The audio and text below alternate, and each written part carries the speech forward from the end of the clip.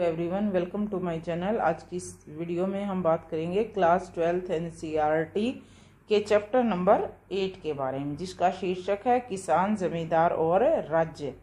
ठीक है, तो ये जो चैप्टर है वो किसानों, जमींदारों और उसका एक राज्य के साथ किस तरह का संबंध है, इससे संबंधित है। और इससे रिलेटेड एक वीडियो मैं डाल चुकी हूँ जिसमें मैं और आप बात कर चुके हैं किसानों के बारे में।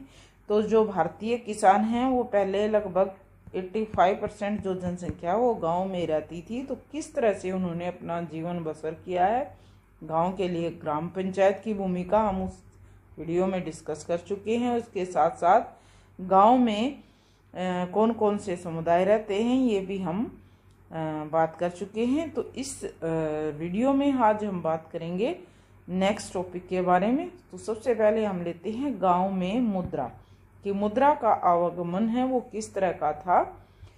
जैसे कि भारत में प्राचीन समय से ही विदेशी यात्री आते रहे हैं, तो इसी तरह का एक विदेशी यात्री आया है 17वीं सदी में, फ्रांसीसी, जिसका नाम है जो बैप्टिस्ट टैवर्नियर। उसने भारत के गांव के बारे में बताया है। तो गांव के बारे में वर्णन करते हुए कहता है कि वे गांव छोटे होंगे कौन से, जिनमें मुद्रा का हेर फेर करने वाले सराफ न हो। ठीक है, तो ये सराफ के बारे में जानने से पहले ये जान लेते हैं सराफ कौन होते थे। तो ये एक क्या होते थे, बैंकर की तरह ये हवाला भुगतान करते थे और अपनी मर्जी के मुताबिक। ठीक है, यानी कि एक तरह के बैंकर ही होते थे। ये पैसे के मुकाबले रुपए की कीमत बढ़ा देते थे, पैसे के मुकाबले किसकी, रुपये की, और कौड़ियों के मुकाबले पैसे की कीमत बढ़ा देते थे। तो इस तरह से ये अपनी मर्जी के मालिक होते थे। तो ये है पैसे के बारे में, मुद्रा के बारे में, उस टाइम पे गाँव में किस तरह की स्थिति थी। अब बात करते हैं कृषि समाज में महिलाओं की स्थिति किस तरह की है। तो जैसा आज की स्थिति है कि कृषि समाज में महिलाओं से कौन से, जैसे कि हल्के फुल्के काम कराए जाते हैं, तो उस टाइम पे महिलाओं से कौन से काम लिए जाते थे, तो इस बारे में जान लेते हैं। तो बुआई, निराई, कटाई के अलावा फसलों से दाना निकालने का, ये फसलों से कौन सी फसलें, जो खेत में बची रह गई फसलें होती थी। ठीक है, कटाई के बाद जो बची रह गई फसलें थी, बची रही फसलों से दाना निकालने का काम भी औरतें के जिम्मे ही आता था। मतलब बुआई में भी मदद करती थी, निराई और कटाई के साथ साथ दाना निकालने का काम भी उन्हीं का होता था। पश्चिमी भारत में क्या था कि जो रजस्वला औरतें हैं उनको हल और कुम्हार का चाक छूने की आज्ञा नहीं थी। वो क्या नहीं छू सकती थी, मतलब इन दो चीज़ों को औरतों को छूना मना था। और इसी तरह से बंगाल में भी जो रजस्वला औरतें हैं, रजस्वला का मतलब जिनको मासिक धर्म होता है। ठीक है, तो ये जो औरतें हैं इनका क्या नहीं कर सकती थी, पश्चिमी भारत में तो हल और कुम्हार के चाक को नहीं छू सकती थी, और इसी तरह से पान के बागानों में भी प्रवेश नहीं कर सकती थी।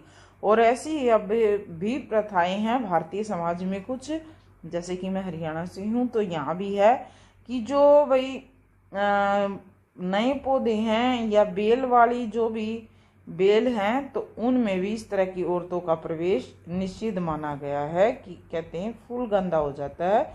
तो इस तरह से जो प्रथाएं हैं वो समाज में बनी हुई थी। अब इसके अलावा औरतें और क्या क्या काम करती थी, ये तो हो गए औरतों के कहाँ, कृषि में सूत काटना। ठीक है, घर पे, जैसे कि पहले हर घर में चरखा होता था। गांधी जी ने कहा था कि भाई अपने जो कृषि कार्य हैं उनसे टाइम निकालने के बाद सूत काटना, अपने लिए वस्त्र बुना, अपने खुद के वस्त्र बुनो और पहनो। बर्तन बनाने के लिए मिट्टी गूंथने का कार्य, कपड़ों पर पहले बर्तन को कैसे होते थे, मिट्टी के। ठीक है, तो मिट्टी के बर्तन होते थे, तो बर्तन बनाने के लिए मिट्टी को मथ के एक जैसा करना, बिल्कुल नरम बना देना, तो ये कार्य भी औरतों के जिम्मे था। कपड़ों पे कढ़ाई करना, जैसे कि पहले औरतें आमतौर पे करती थी, अब तो क्या है मशीनों से होता है, लेकिन पहले ये हाथ से ही किया जाता था, तो मशीनें नहीं थी, अपने हाथों से कढ़ाई करती थी। और औरतों के श्रम बाजार के लिए भी दस्तकारी करती थी। जो औरतें हैं सिर्फ क्या है कि ये अपने घरेलू खर्चों के लिए ही नहीं, ठीक है, घरेलू खर्चों के अलावा और किस लिए करती थी ये काम? श्रम के लिए। श्रम मतलब पैसा कमाने के लिए, बाजार के लिए भी दस्तकारी का कार्य करती थी। और इसके साथ साथ अगर कहीं से उसे काम मिल जाता था तो जो नियोक्ता उसको काम देता था उसके घर जाके भी ऐसी औरतें काम करती थी, ठीक है। यानी कि अपना जीवन गुजारा या जीवन यापन के लिए वो क्या करती थी? दूसरों के घर पे जाकर भी दस्तकारी के कार्य करती थी। अब समाज क्या था? समाज में स्थिति किस तरह का समाज था? श्रम आधारित। श्रम मतलब बहुत ज़्यादा मेहनत, ठीक है। सभी के काम बटे हुए थे, जैसे कि महिलाओं को बच्चे पैदा करने के लिए सबसे महत्वपूर्ण संसाधन माना गया। और इस टाइम पे शादीशुदा जो महिलाओं की कमी हो गई थी, उसका रीजन रहा है वो क्यों? कुपोषण। कुपोषण मतलब जो पोषण दिया जा रहा है, जो खाना दिया जा रहा है, पोषणता में कमी आई, ठीक है। वो उसमें सभी जो आवश्यक तत्व चाहिए वो नहीं थे। बार बार माँ बनने से भी क्या होता था? प्रसव के दौरान औरतों की मौत हो जाती थी। तो इस तरह से महिलाओं की कमी उस टाइम पे बनी हुई थी। अब ये तो बात हुई कि औरतों की कमी होगी, ठीक है। दूसरा इसमें बात कर लेते हैं कि जो औरतें तलाकशुदा और विधवा थी उन महिलाओं को, दोनों को ही कानूनी तौर से दोबारा शादी करने की छूट उस टाइम पे समाज में दी हुई थी। तो ये जो चैप्टर है इसमें हम बात कर रहे हैं 16वीं 17वीं सदी के बीच के टाइम के बारे में कि उस टाइम पे औरतों की स्थिति किस तरह की थी। परिवार का मुखिया कौन होता था? जैसे कि हमारा जो समाज है वो कैसा समाज है? पुरुष प्रधान रहा है, ठीक है। तो पुरुष प्रधान समाज होने के कारण परिवार का मुखिया कौन है? एक पुरुष ही है। और वो परिवार पर पूरी तरह से नियंत्रण, मतलब उसके कब्जे में ही रहता था, कंट्रोल में।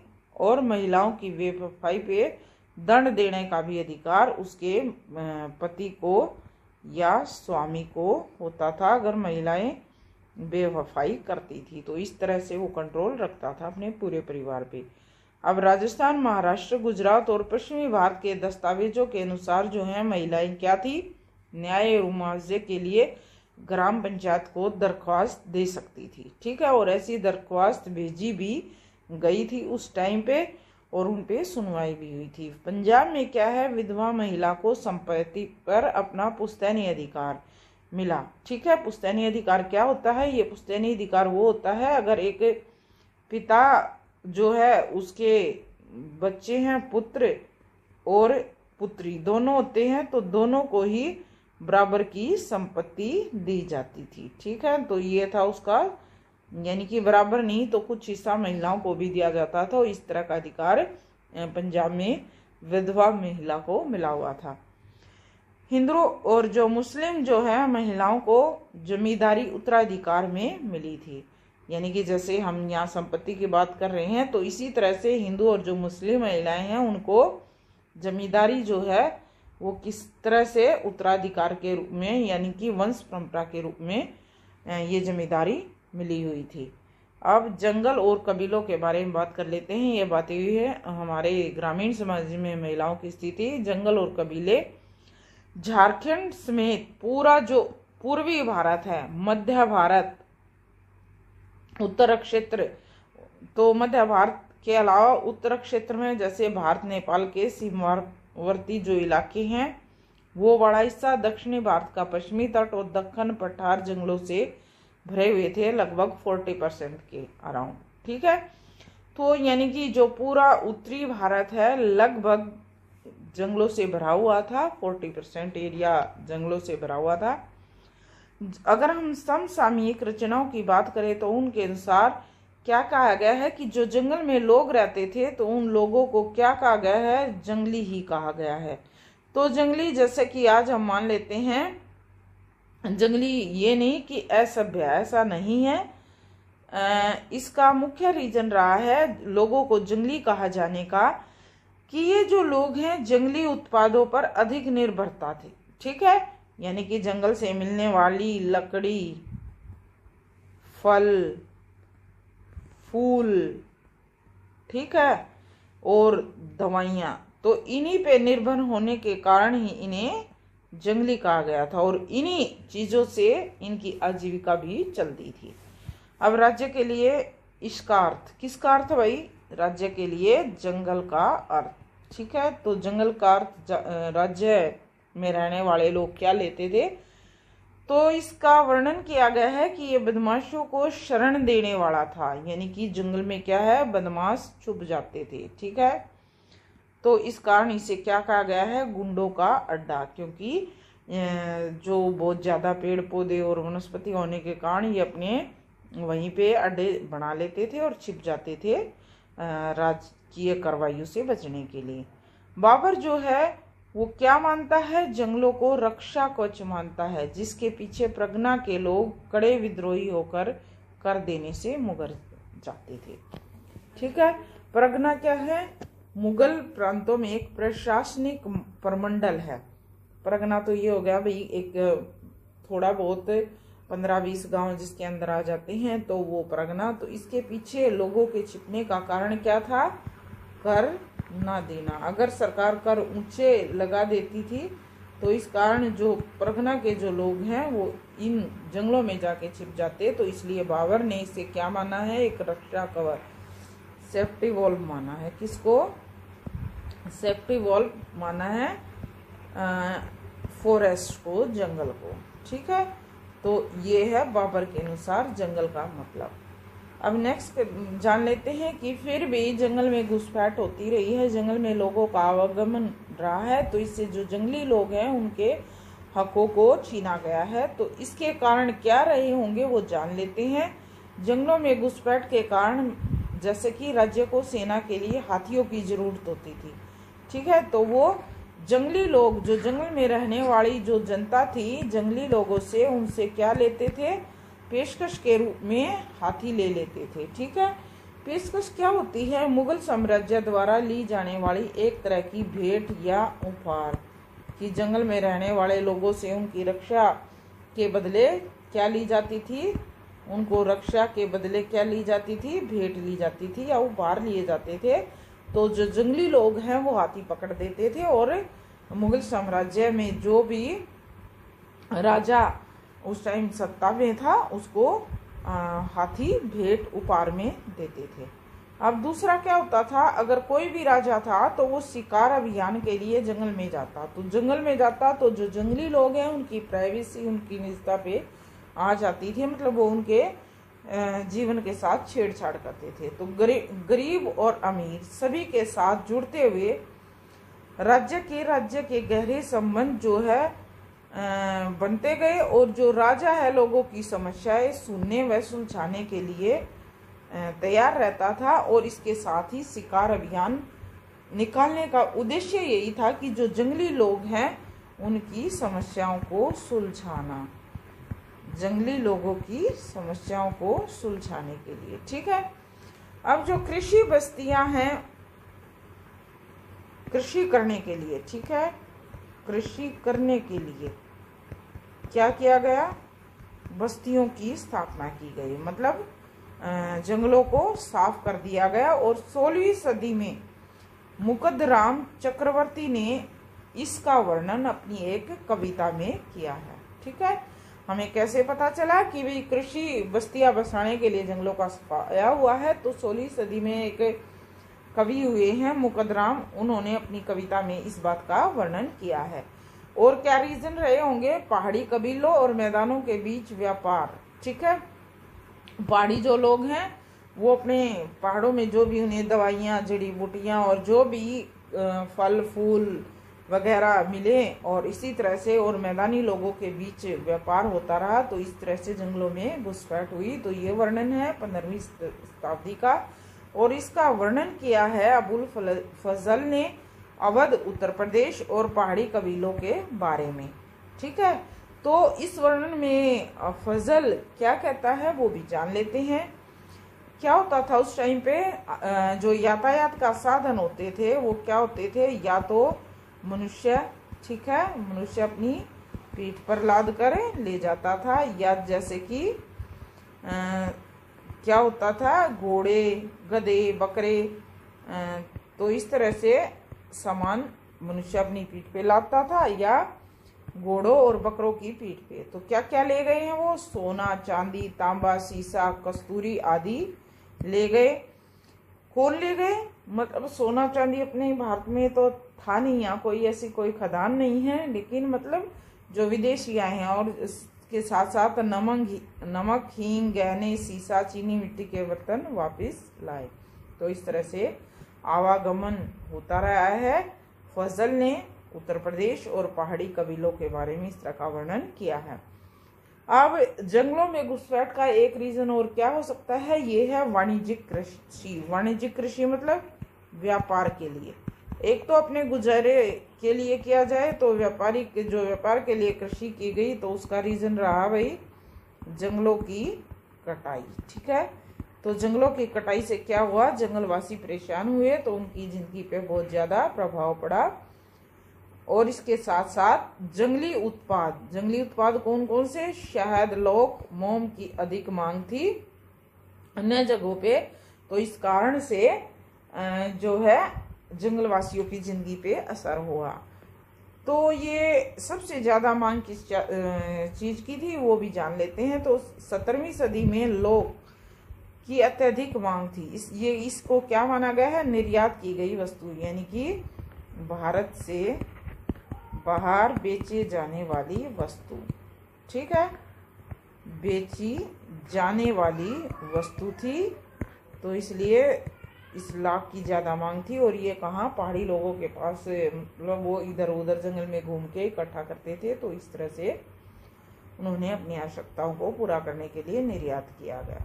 भारत और अफगानिस्तान में होने वाले व्यापार के बारे में, तो पंजाब का जो लोहानी कबीला है, ये कबीले क्या होते थे कि ये लोग जो हैं खाना बदोश होते थे, कि जहाँ भी इन्हें क्या होता था, कोई जगह खाने के लिए, पहनने के लिए ये चीजें मिल जाती, तो एक जगह से दूसरी जगह इसी तरह से घूमते रहते थे। तो इन्होंने व्यापार में हिस्सा लिया है इस कबीले ने। कौन से देश के बीच में, भारत और पाकिस्तान के बीच में। अब सामाजिक कारण भी हो सकते हैं। तो सामाजिक कारण क्या होते हैं, कुछ कबीले के लोग जमींदार और सरदार बन गए। ठीक है, ये जो हैं ये क्या बन गए, राजा बन गए, जिन्हें सेना रखना जरूरी हो गया। जब सेना रखने पड़ी तो उन्हें क्या हुआ, अपने ही कबीले के लोगों को सेना में भर्ती की। और इसके साथ साथ सिंध जो प्रांत की कबीलाई सेना है, उसमें 6000 घुड़सवार, 7000 पैदल सैनिकों का वर्णन हमें मिलता है। ठीक है, वर्णन कहाँ से मिला, ये वर्णन ये मिला हमें पौराणिक जो वस्तुएं हैं, प्राचीन ऐतिहासिक सामग्रियों से। ठीक है, तो प्राचीन ऐतिहासिक सामग्री, इस लेसन के संदर्भ में हम कौन सी पढ़ रहे हैं, जैसे कि अबुल फजल की आईने अकबरी। ठीक है, तो उससे हमें पता चल रहा है। अब असल में क्या है, अहोम राजाओं के अपने पायक होते थे, जमीन के बदले अपनी सेवाएं, राजाओं को अपनी सेवाएं देनी पड़ती थी। ठीक है, तो कौन सी सेवाएं, ये थी सैनिक सेवाएं। जंगली हाथियों को पकड़ने पे प्रतिबंध लगा दिया गया।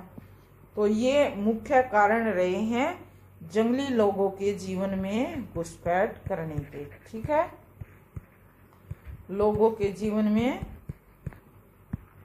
या लोगों के जीवन को प्रभावित करने के, जैसे कि कुछ सामाजिक, कुछ व्यापारिक और कुछ राजनीतिक कारण हैं जंगली लोगों के जीवन को प्रभावित करने के।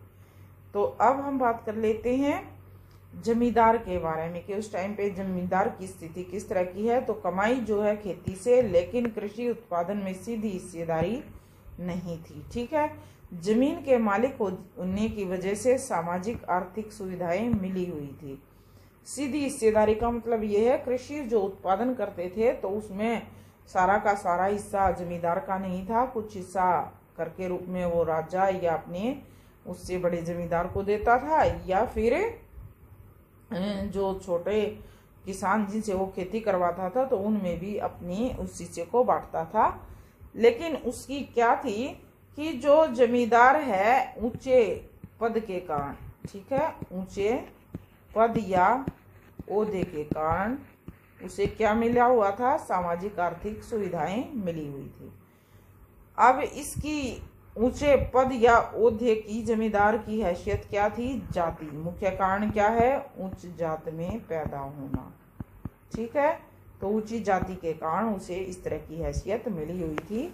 दूसरा, ये लोग राज्य को खास किस्म की सेवाएं देते थे। ठीक है, जैसे कि हमने अभी अभी बात की है, जैसे कि सैनिक सेवाएं और समय समय पर उपहार देना, राज्य को उपहार देना या भेंट देना, भेंट या उपहार। और इसके साथ ही जो आवश्यक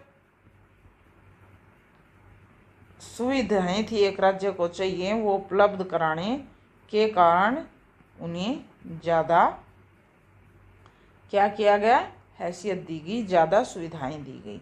अब जमींदारों की समृद्धि किस कारण रही, ज़्यादा जमीन के मालिक जमीन को खरीद और बेच सकते थे। ठीक है, क्यों, क्योंकि इस पे उनका मालिकाना हक था। राज्य की ओर से कर वसूल सकते थे और इसके बदले में उन्हें वित्तीय मुआवजा मिलता था। मतलब राज्य की ओर से जो राजकीय जमीन है, ठीक है, राजकीय हिस्से में आने वाली जमीन से वो कर ले सकते थे और इसके बदले में राज्य उन्हें क्या देता था, वित्तीय मुआवजा।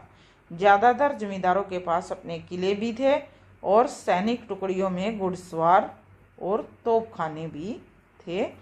अबुल फजल जो है वो ये बताता है कि ब्राह्मण राजपूत गठबंधन ने ग्रामीण समाज ने ठोस नियंत्रण बना रखा था। जमींदारी फैलाने का तरीका क्या था, इसमें जमींदारी फैलाने का ताकतवर जो सरदार हैं वो कमज़ोर सरदारों को मतलब क्या कर देते थे, बेदखल कर देते थे। यानी कि ये बेदखली किससे होती थी, ज़मीन से। ठीक है, इन कमज़ोर सरदारों की ज़मीन छीन लेते थे। ठीक है, क्या कर लेते थे, ज़मीन छीन लेते थे। और इसका महत्वपूर्ण असर कहाँ हुआ, जमींदारी को पुख्ता करने की धीमी प्रक्रिया करने के तरीके से। तो ये महत्वपूर्ण बात रही है।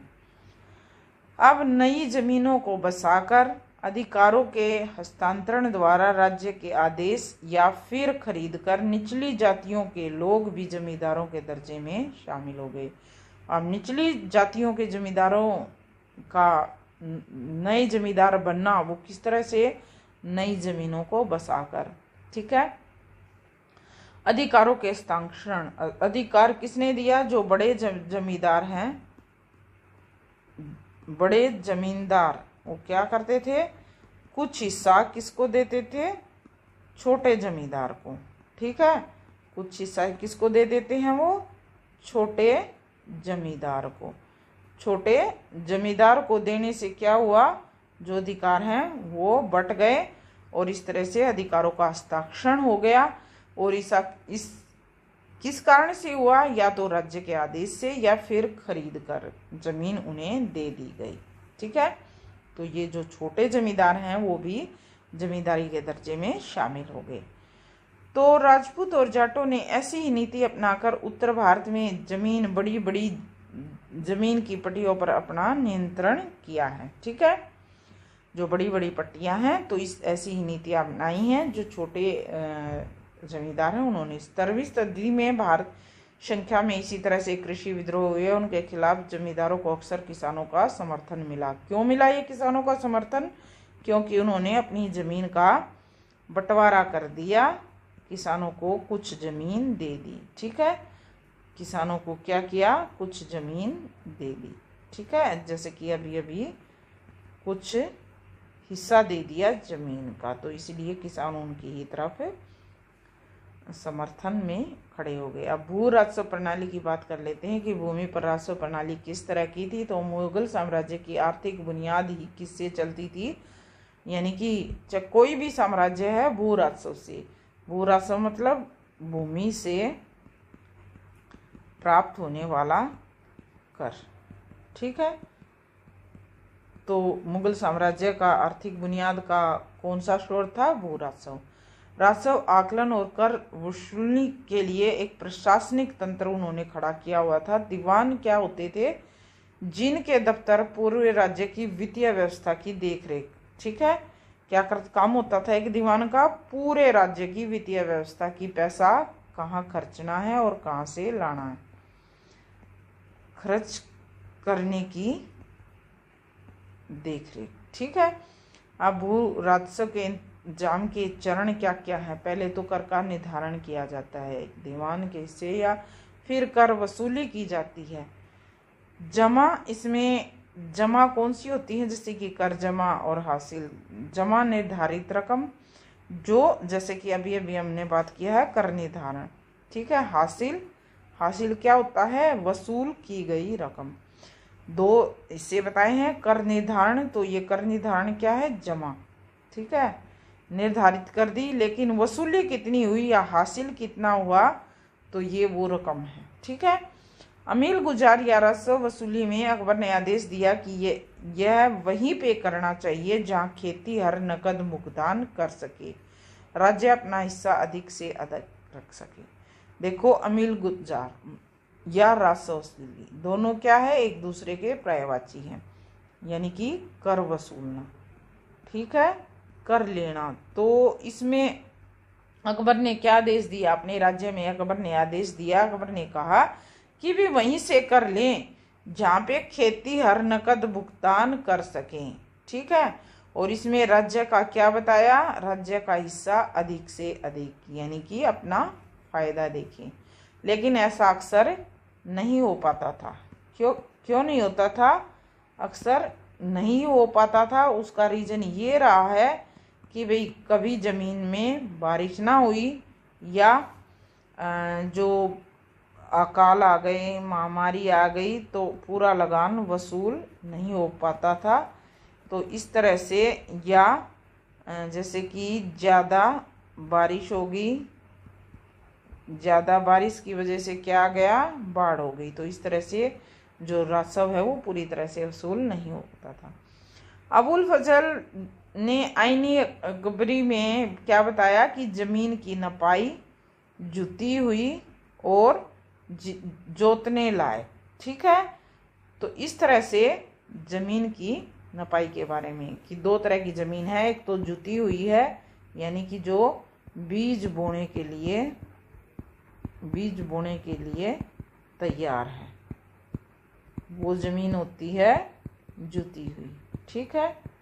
एक जोतने लायक, जिसको अभी तक जोता नहीं गया है।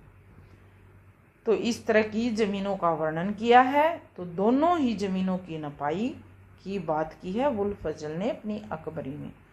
अब 1665 ईस्वी में औरंगजेब ने क्या किया कि राजस्व जो कर्मचारी हैं उनको आदेश दिया कि हर गांव में खेतीहर की संख्या का सालाना हिसाब लगाए कि उन्हें कितना, ठीक है, खेतीहर की संख्या का कितना खर्च, कितना उत्पादन, ठीक है, कर, तो ये सारी चीज़ें, और किस गांव में कितने खेतीहर हैं, ये सब उन्होंने राजस्व अधिकारियों को आदेश दिया है कि ऐसे आंकड़े तैयार करें। अकबर के समय भूमि का वर्गीकरण की बांट दी उन्होंने। हर एक वर्ग की ज़मीन के लिए अलग अलग राजस्व भी निर्धारित कर दिया। तो इसमें कुछ तरह की ज़मीन होती थी, जैसे कि पोलज ज़मीन। पोलज ज़मीन क्या होती थी? एक के बाद एक फसल ली और ज़मीन खाली नहीं छोड़ी जाती थी। मतलब ये वो ज़मीन है जो बहुत ज़्यादा उपजाऊ है, ठीक है, उपजाऊ ज़मीन है, और इस पे लगातार कृषि की गई, ठीक है, कृषि की गई। तो ये पोलज ज़मीन कौन सी है? जो कि लगातार कृषि योग्य है और उपजाऊ है। प्रति ज़मीन कौन सी होती थी कि इसको कुछ समय के लिए खाली छोड़ दिया जाता कि ज़मीन की उर्वरता वापस आ जाए, ठीक है। तो ज़मीन के उपजाऊपन के लिए उसे खाली छोड़ दिया जाता था। अब चचर ज़मीन जो है वो 3-4 समय के लिए, यानी कि 3-4 वर्ष के लिए इस पे खेती की और फिर इसे खाली छोड़ दिया गया। और बंजर ज़मीन कौन सी होती थी जिस पर केवल कृषि ही 3-4 साल के लिए की गई। ठीक है, 3-4 साल के बाद जो जमीन है वो कृषि योग्य नहीं रह जाती थी। ठीक है, जमीन कैसी हो जाती थी, बेकार हो जाती थी, फिर इस जमीन को बिल्कुल खाली छोड़ दिया जाता था, यानी कि इसलिए इसका नाम बंजर, कि इसमें कुछ नहीं उगता था, कुछ ना उगने के कारण। ठीक है, इसको क्या कर दिया गया, खाली छोड़ दिया गया। तो इस टाइम पे मुगल काल में एक प्रथा भी आरंभ हुई है, मनसबदारी प्रथा। ये क्या है, एक सैनिक नौकरशाही तंत्र है जिस पर राज्य के सैनिक नागरिक जिम्मेवारी दी जाती है। ठीक है, राज्य के क्या होता था, सैनिकों को नागरिक जिम्मेवारी। ठीक है, जैसे कि हमने जमींदारी पढ़ा है, तो उसी तरह से कुछ इलाके से कर इकट्ठा करना, तो ये थी मनसबदारी प्रथा। तो कुछ एक जमींदार को मनसब दे दिया जाता था, जमीन दे दी जाती थी इलाकों से कर इकट्ठे करने के लिए। तो इस वीडियो में हम इतनी बातें करेंगे, जो रिमेनिंग टॉपिक रह जाते हैं वो हम नेक्स्ट वीडियो में कंप्लीट करेंगे। So if you like the video, please share and subscribe my channel. Thanks for